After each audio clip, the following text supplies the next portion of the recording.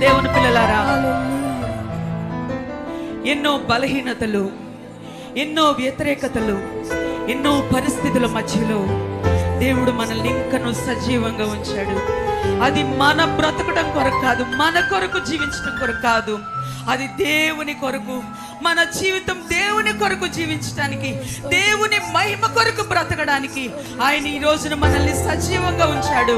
అదే మాటని మనం నోరు తెరిచి ఒప్పుకుందామా? దేవునితో మాట్లాడదామా? దేవుణ్ణి సేవిద్దామా? హల్లెలూయా. నీకోసమే, నీకోసమే